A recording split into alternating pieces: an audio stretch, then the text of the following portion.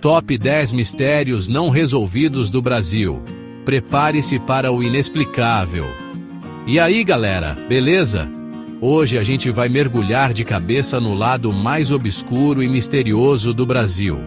Preparem o café, apaguem as luzes, porque o negócio é sério. A gente vai desvendar os top 10 mistérios não resolvidos do Brasil. Casos cabeludos que até hoje tiram o sono de muita gente. São histórias de arrepiar, que parecem ter saído direto dos roteiros de filmes de suspense. Mas acreditem, aconteceram de verdade. Desaparecimentos sinistros, assassinatos sem solução, eventos que desafiam a lógica e até hoje alimentam teorias da conspiração. Se você, assim como eu, é fascinado pelo inexplicável, pelo que se esconde nas sombras da história, então prepare-se. Aperte o cinto, porque essa viagem vai ser cheia de reviravoltas.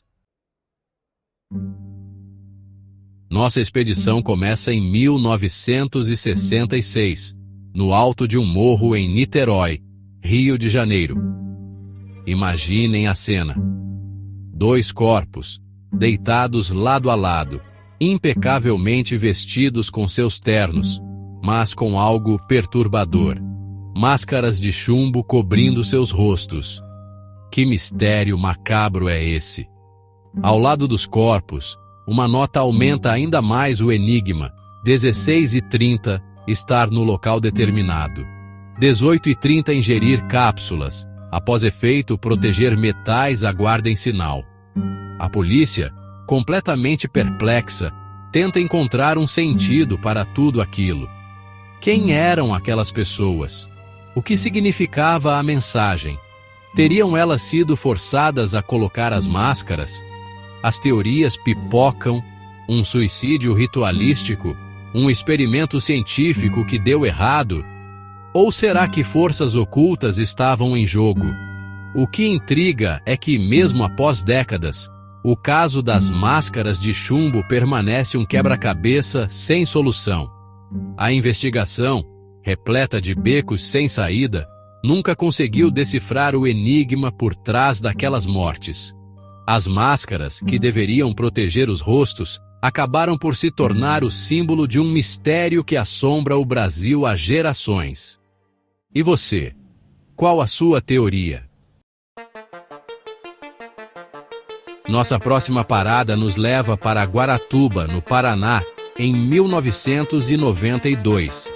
A pequena cidade litorânea se torna palco de um dos crimes mais chocantes e controversos da história brasileira: o desaparecimento do garoto Evandro Ramos Caetano, de apenas 6 anos de idade. A angústia toma conta da comunidade enquanto todos se unem nas buscas, a esperança diminuindo a cada dia que passa. Dias depois, o pior se confirma. O corpo de Evandro é encontrado, mas em um estado que choca até os investigadores mais experientes. Sinais de um ritual macabro, marcas de crueldade que ninguém consegue explicar. As investigações apontam para um grupo de suspeitos, que acabam confessando o crime.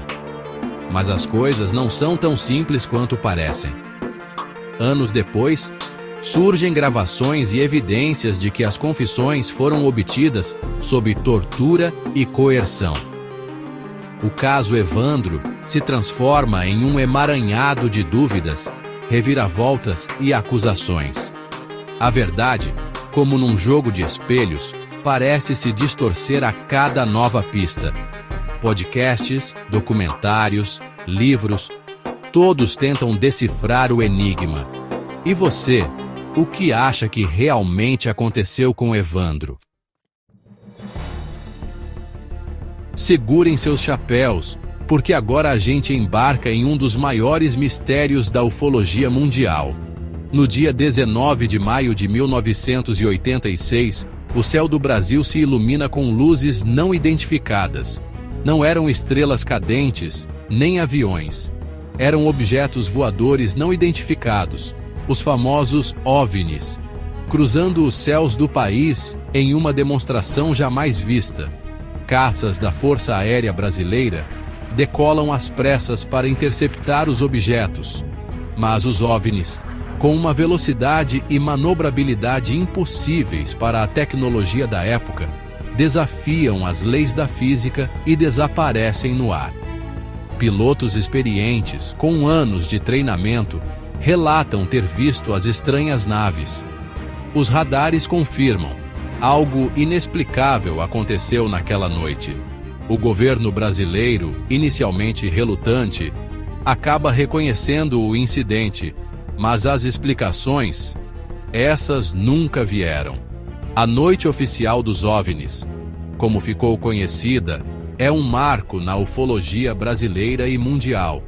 Um evento que desafia a lógica, a ciência e levanta a questão: estamos realmente sozinhos no universo? Deixe sua resposta nos comentários. Capítulo 4. O caso das Gêmeas de Goiânia.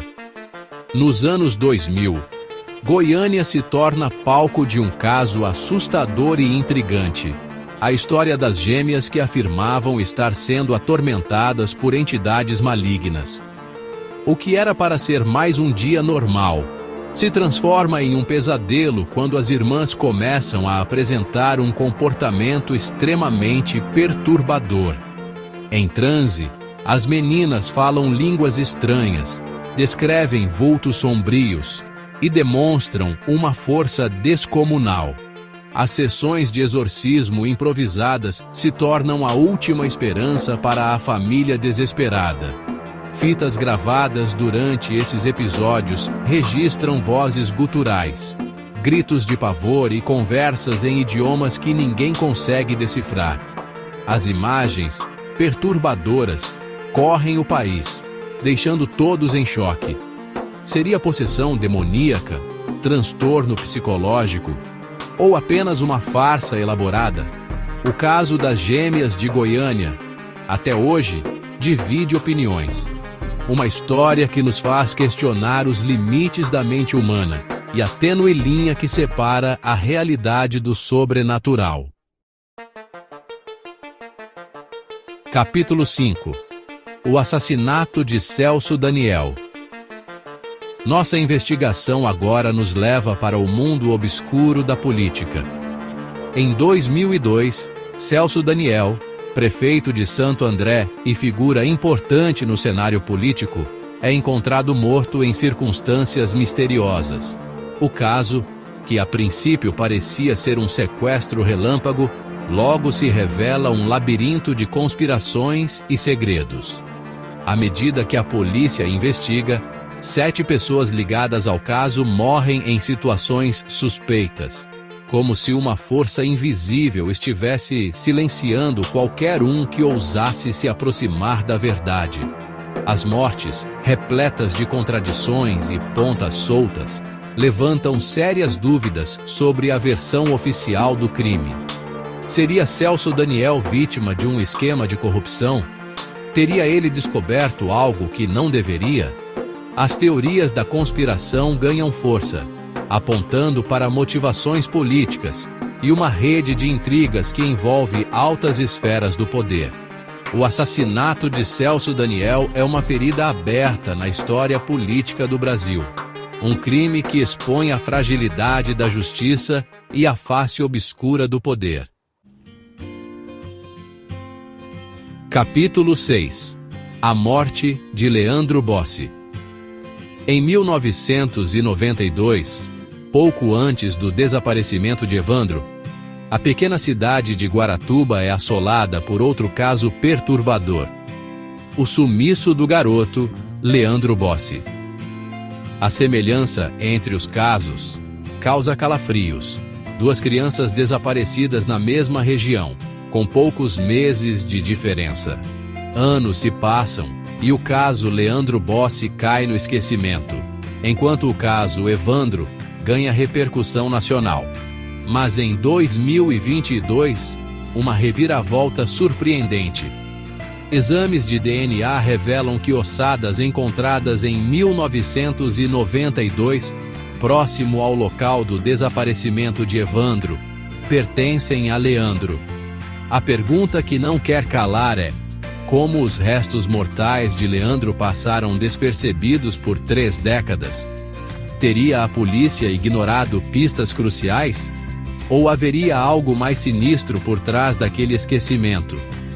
A proximidade entre os casos Leandro e Evandro, a falha nas investigações, a demora para identificar os restos mortais, um conjunto de fatores que alimentam teorias da conspiração e levantam ainda mais dúvidas sobre o que realmente aconteceu naquela pequena cidade paranaense.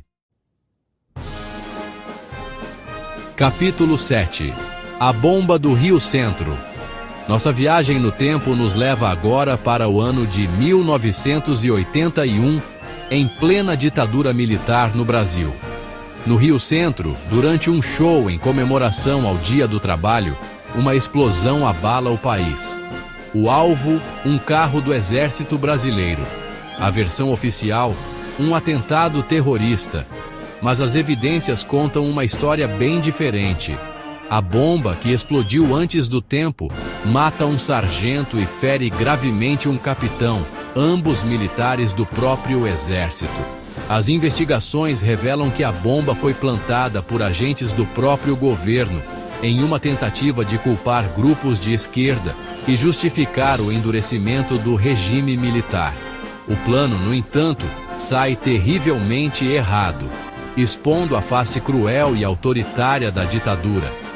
A bomba do Rio Centro é uma cicatriz na história do Brasil. Um lembrete sombrio de um período marcado pela repressão, censura e violações de direitos humanos. Um crime que jamais foi devidamente apurado e que deixa uma pergunta no ar: até onde o poder é capaz de ir para se manter no controle? Preparem-se, porque agora a gente entra em um dos casos mais bizarros e intrigantes dos últimos tempos. Em 2017, o jovem Bruno Borges, do Acre, desaparece sem deixar rastros. A comoção é geral, mas o que a polícia encontra em seu quarto deixa todos boquiabertos. 14 livros escritos em códigos indecifráveis, estátuas misteriosas e símbolos esotéricos desenhados nas paredes. O caso viraliza, ganhando as redes sociais e a mídia internacional. Especulações surgem a cada minuto. Abdução alienígena? Viagem no tempo? Ou seria Bruno apenas um gênio incompreendido em contato com forças sobrenaturais? Meses depois, para a surpresa de todos, Bruno reaparece. Sua explicação? Um experimento social para lançar seus livros. Mas muitos não se convencem com a história. Seria Bruno Borges um gênio visionário ou um mestre da manipulação? A verdade, assim como os códigos em seus livros, permanece um mistério. Adentramos agora um dos aspectos mais fascinantes e controversos da história brasileira, a mediunidade. Chico Xavier, o médium mais famoso do país, dedicou sua vida a psicografar mensagens de pessoas que já haviam morrido, levando conforto a milhares de pessoas e causando espanto em céticos e cientistas. As cartas, escritas com uma rapidez impressionante, continham detalhes íntimos, segredos de família e mensagens que só o destinatário poderia saber. Como Chico Xavier poderia ter acesso a informações tão pessoais? Seria ele uma fraude ou um legítimo interlocutor do mundo espiritual? A justiça brasileira, em diversos casos, aceitou as cartas psicografadas por Chico Xavier como provas em julgamentos, reconhecendo a sua autenticidade. O debate sobre a mediunidade de Chico Xavier extrapola o campo religioso, levantando questões sobre a existência da vida após a morte, a imortalidade da alma e a comunicação entre diferentes dimensões. As cartas psicografadas por Chico Xavier permanecem um enigma não totalmente desvendado. Mensagens de amor, perdão e esperança que continuam a ecoar, mesmo após a sua morte, deixando a pergunta: e se realmente existir um mundo além deste, e Chico Xavier for a ponte que nos conecta a ele?